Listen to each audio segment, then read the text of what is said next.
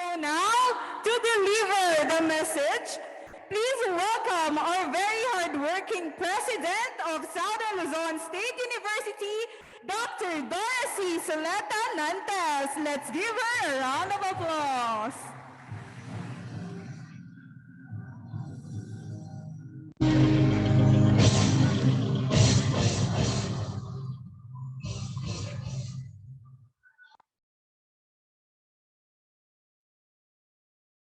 It says on the program that I'm going to deliver a message and also introduce our guest speaker or guest, our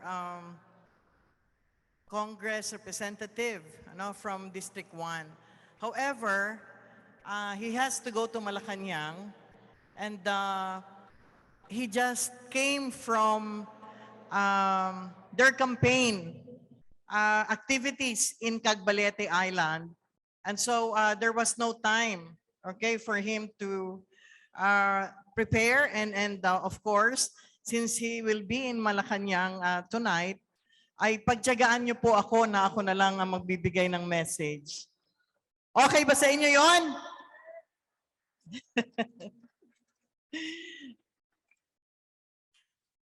I think we're so lucky.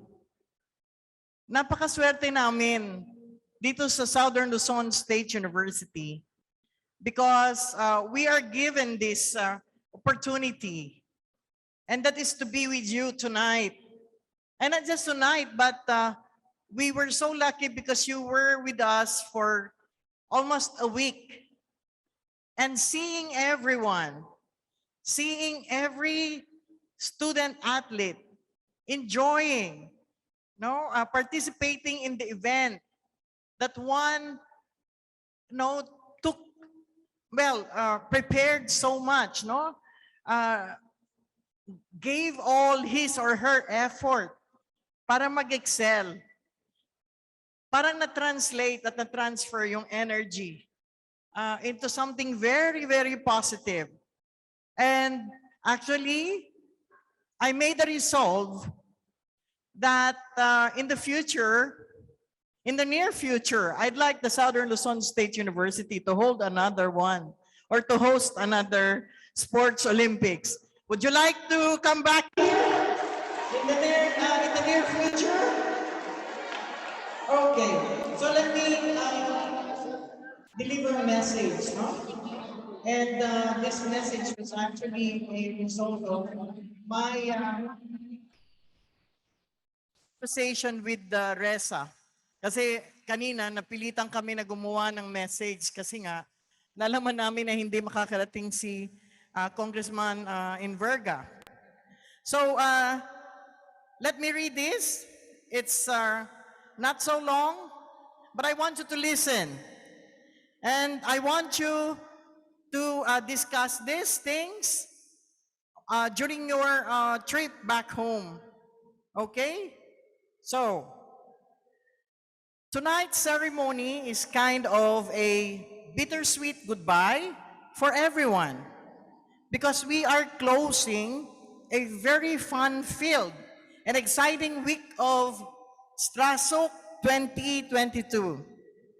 I'm truly glad that we did this despite the existing pandemic, and we did this successfully. Do you agree? So, following the example that was given by Dean Noreen, may I request you to tell the person beside you, behind you, or in front of you, hey, we did it! Congratulations!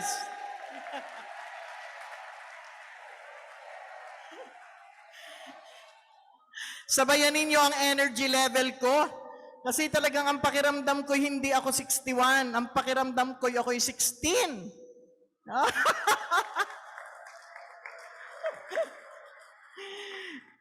And I'd like to congratulate everyone, not just for the awards and medals won. I'd like to congratulate all of you because you all worked hard and you did your best the participating state universities and colleges, the student athletes, the coaches, the faculty, and staff who prepared and poured their energy into this event. I'd like to specially mention Dr. Mario Briones, our regional chairperson, Coach Ana Dulce Yango, project lead of the Sports and Development Management Unit of the Commission on Higher Education, sports directors. I will not mention your names, but can you please stand up? And everybody, please clap your hands and give them a round of applause. This will not, alam nyo, hindi ito mangyayari kung hindi sa kanila. 3 beses ba na nag-meeting sila dito? At akala ko ako'y masipag na kasi umuwi ako mga alas 7, alas 8. Ano? Pero sila pag uuwi ako, nandoon pa rin sila, nagplano, nagdi-discuss. Kaya palakpakan muli natin silang lahat. Yay!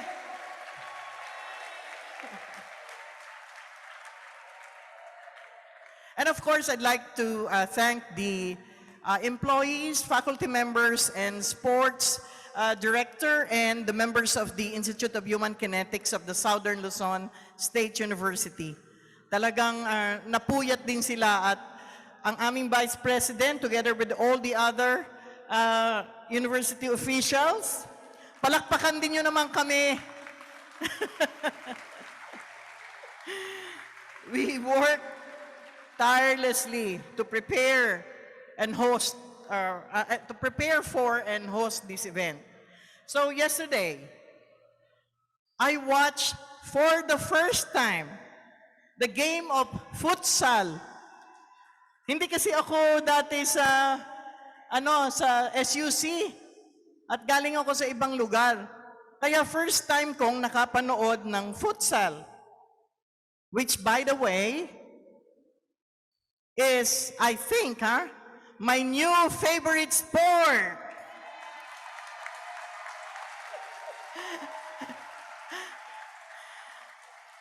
I was having a mix of emotions while watching the game. I felt very excited. Everyone, of course, was shouting and cheering.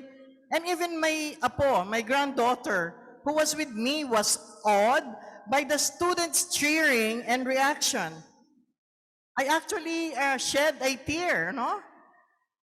At some point, when I saw one player, she fell down and was kind of rolled over by other players while she tries to make a goal.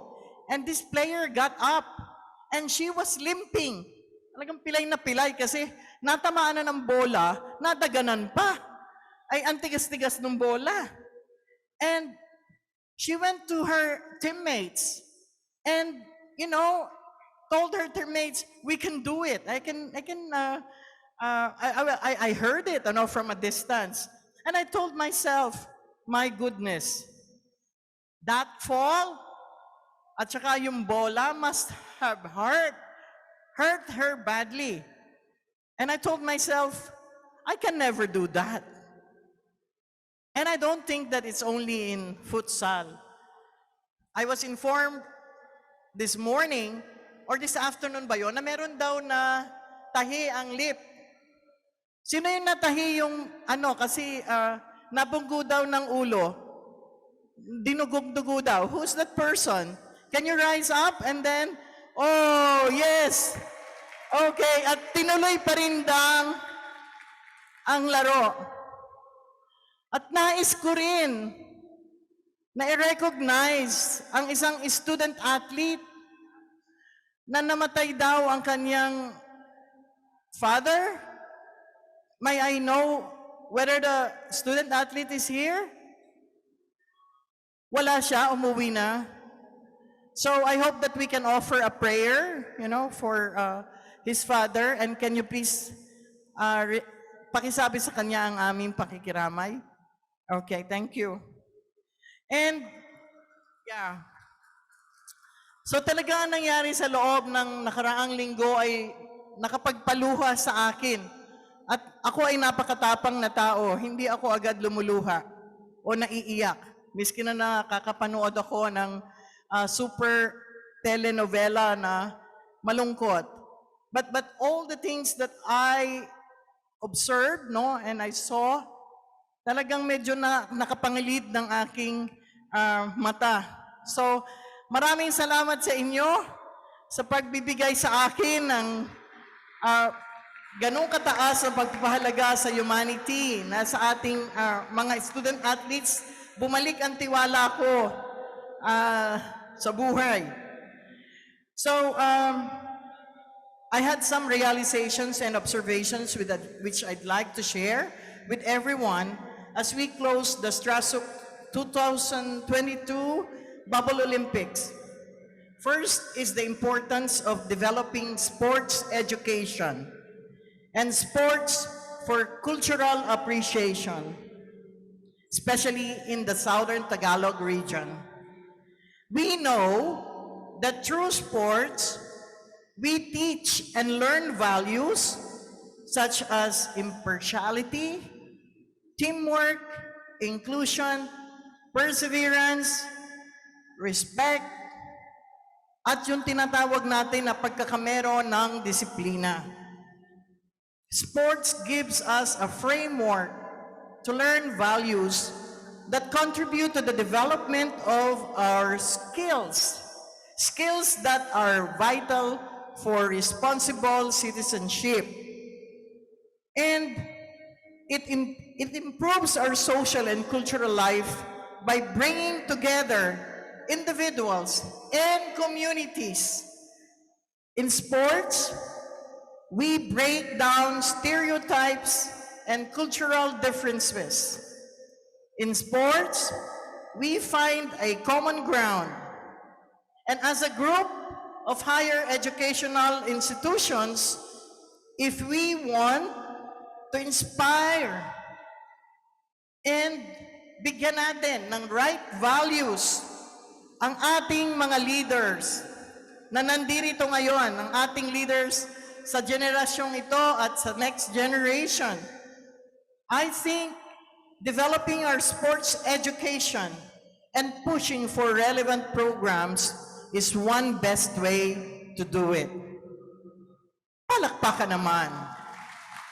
Maganda yung implikasyon nung dapat ay gagawin natin lahat ito. And I think that most of the presidents who attended the opening ceremonies, lahat tayo ay ganun ang pananaw. And we're going to push through with it. Second is in relation to how we did it.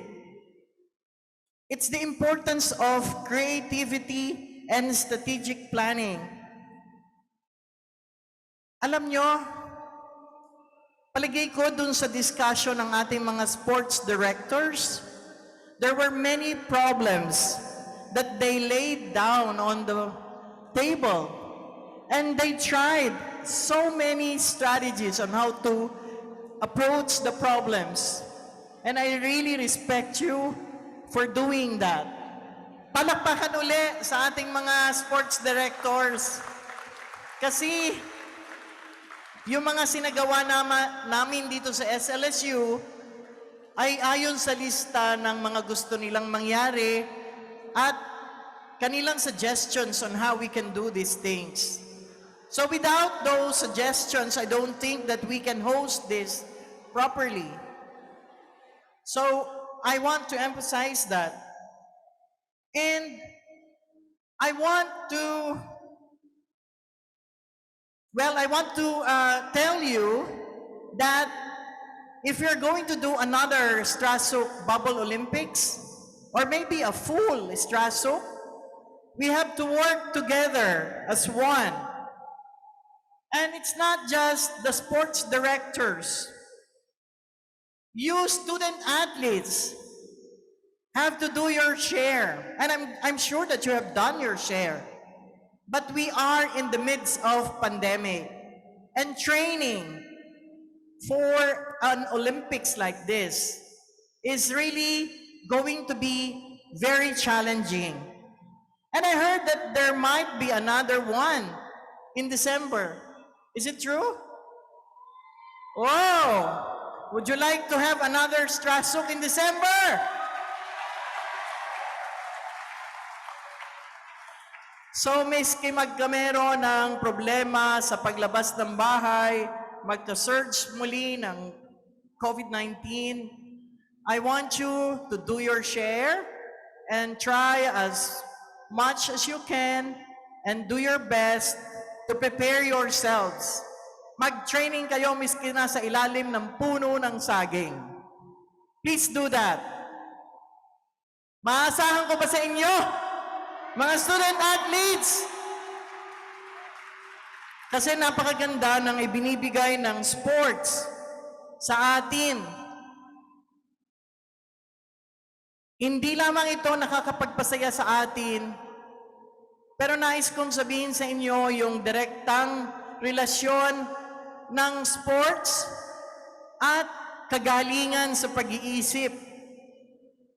Marami ng pag-aaral lang ay sinagawa, kagaya ng nabanggit ng ating dekana ng Office of Student Affairs and Services, na kapag magaling ang isang tao sa isang sports or sa isang game o sa isang sports activity, I meant that, okay?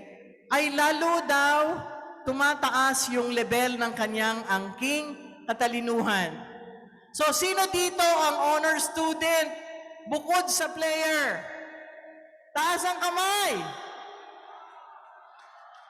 Woo! Halos lahat. Okay?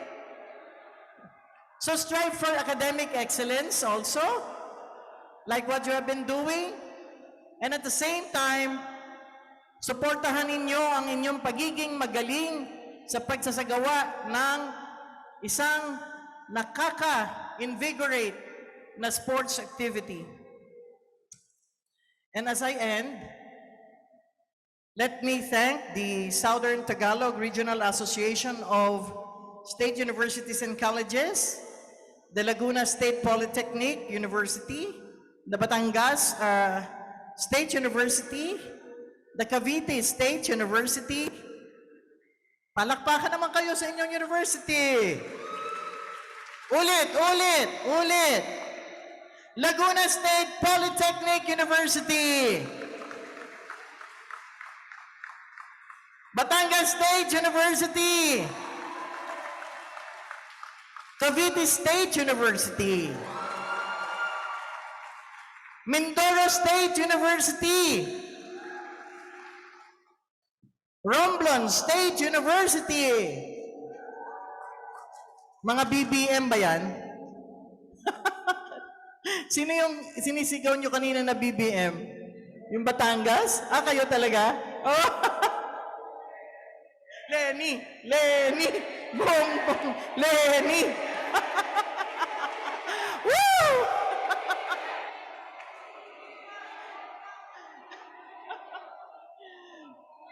Okay! Matagal pa, May 9 pa. Vote wisely. University of Rizal System. Occidental Mindoro State College. Yan. Western Philippines University.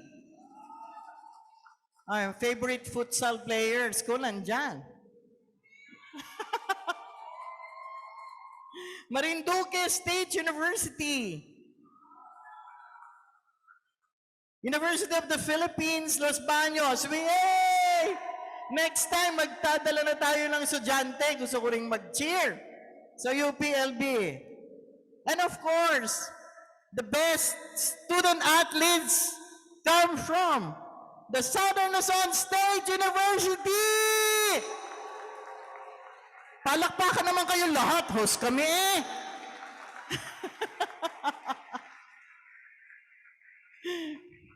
So, we hope you enjoyed your stay here at the Southern Luzon State University. Let us embrace sports in the new normal driven by our common love and passion for participating in competitive sports that leverages excellent education. Mabuhay ang STRASUC! Mabuhay tayong lahat! Muli, magandang gabi at see you in STRASUC in December. Yay! Thank you very much to our University President, Dr. Dorothy Soleta Nantes. Your words have truly inspired us, and gaya nga rin nabanggit ng ating University President, we are very lucky, and indeed it was our greatest honor and pleasure to be the host